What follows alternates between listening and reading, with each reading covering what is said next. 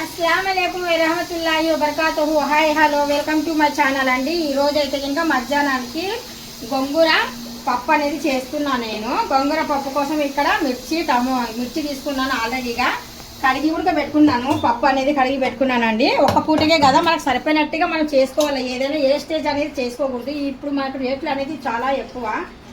ఇప్పుడు నేను చెప్పబోయేది ఏంటంటే ఇంకా గీత, హాయ్ అమ్మ, నువ్వు నా వీడియోస్ చాలా చూస్తున్నావు అని చెప్పావు, కామెంట్స్ కూడా పెట్టావు. ఈ 2-3 రోజుల్లో నీ కామెంట్ చదివాను కానీ పెట్టలేకపోయాను. ఒక్కరికి పెట్టుకుంటూ వస్తున్నాను అనమాట. ఎక్కడున్నావు గీత, ఏ ఊరు ఏంటి ఇవన్నీ నాకు తెలియదు కానీ జస్ట్ హాయ్ గీత, ఏమి హాయ్ అండి అని చెప్పమన్నావు కదా. హాయ్ అమ్మ, నువ్వు ఎలా ఉన్నావు, నువ్వు హ్యాపీగా ఉండాలనేసి నేను అనుకుంటున్నాను. చూస్తూనే ఉండు, ఇలాగే నాకు బాగా సపోర్ట్గా ఉండు, లైక్ చేస్తుండు. ఇదిగోండి ఫ్లోర్ చూపించమ్మా ఒకసారి. మొత్తం ఫ్లోర్ చూడండి ఒకసారి. శుభ్రం ఇప్పుడే అయిపోయిందండి. ఇల్లు శుభ్రాలు అనేవి ఇప్పుడే జస్ట్ చేసేసాను. తడుగుడ్లు పెట్టేశాను. మొన్న అయితే స్టాండ్ అనేది శుభ్రం చేసేసాను. ఒక పని తర్వాత ఒక పని చేస్తూనే ఉంటాను. ఆల్మోస్ట్గా ఖాళీ అయితే ఎక్కడ ఉండను నేను.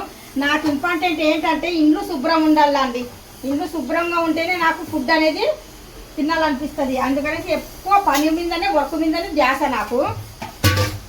ఈరోజు అయితే గోంగూర పప్పు అనేది పెట్టుకున్నాను స్టవ్ మీద.